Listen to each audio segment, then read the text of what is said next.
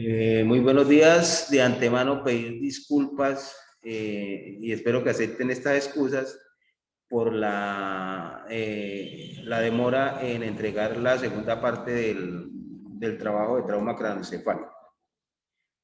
Mi nombre es Fernando Garzón Cruz y vamos a hacer el resumen de la lesión de trauma craneoencefálico.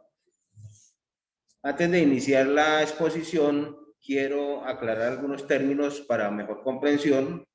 Por lo menos a mí me sirvió mucho, espero que a los compañeros también.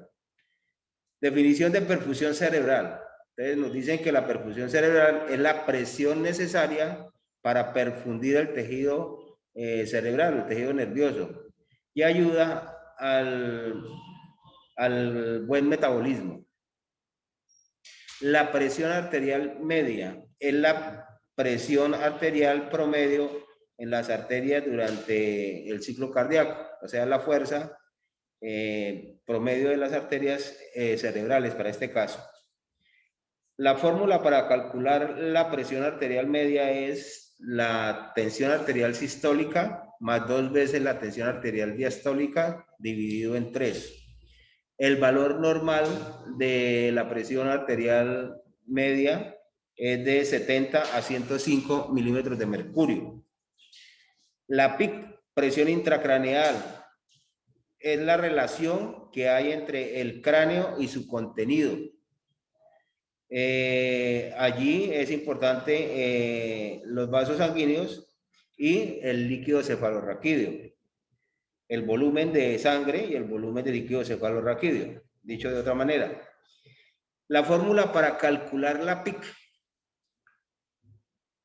para tener un concepto, porque la PIC, la presión intracraneal se hace por intermedio de equipos o aparatos, pero también lo podemos hacer para un cálculo en el área prehospitalaria, que es la tensión arterial sistólica más la tensión arterial diastólica dividido en 14. El valor normal de la PIC es de 10 a 15 milímetros de mercurio. El CO2, el flujo sanguíneo cerebral. El dióxido de carbono juega un papel importante en la fisiopatología del trauma craneoencefálico. Cuando se presenta una baja de los niveles de dióxido de carbono en la sangre, decimos que hay una hipocapnia, debido a que se produce una vasoconstricción. Y cuando aumenta el CO2, decimos que hay una hipercapnia o vasodilatación. Ya teniendo como estos conceptos un poco claros, entonces ahora sí me permito hacer el resumen. Decimos que el trauma craneoencefálico es la lesión física o deterioro funcional del contenido craneal a causa de la liberación de energías que afectan la cervix, por ser una estructura muy cercana al cráneo. Entonces, la lesión cerebral primaria, en ella encontramos lo que es la conmoción, la contusión, la lesión neuronal, las fracturas, las hemorragias. Es decir, que la lesión primaria es lo que se presenta en el momento de la liberación de energía. Dicho de otra manera, ese es el resultado que vemos inmediatamente sucede el accidente. Y la lesión cerebral secundaria son aquellas que con el tiempo evolucionan hacia negativamente. Tenemos la hipoxia, el edema cerebral, la hipotensión, la hipovolemia, efectos de masa, herniación, hemorragia intracraneal. Entonces, cuando hay una alteración de la PIC, recordemos que la presión intracraneal es como un punto de equilibrio de los líquidos, tanto del sistema, del volumen sanguíneo como el líquido cefalorraquídeo, y cuando esta presión intracraneal se altera, y también altera la presión arterial media. Entonces, cuando se altera la presión arterial media, Recordemos los valores normales de la presión arterial media de 70 a 105 milímetros de mercurio. La fórmula ya la habíamos visto al inicio. El flujo sanguíneo cerebral se afecta por la hipoxia cerebral cuando disminuye el volumen de oxígeno y cuando aumenta los niveles de CO2 en sangre, que presenta la hipercapnia. Hay una vasodilatación y por lo tanto hay una baja de la presión arterial.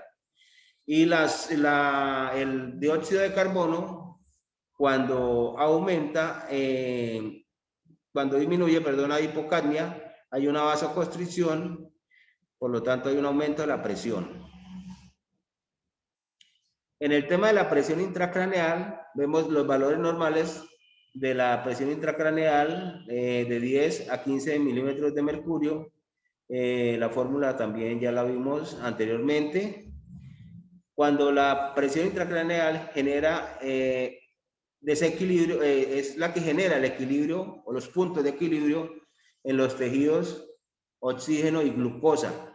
Aquí entonces vemos que cuando hay una disminución del flujo sanguíneo en el cerebro, pues lógicamente que hay menor aporte de oxígeno y hay menor aporte de energía. Si la presión intracraneal se altera en su valor normal, se pierde el equilibrio del oxígeno y la energía. Por lo tanto, hay una descompensación metabólica que nos lleva a que el paciente presente algunas sintomatologías especiales.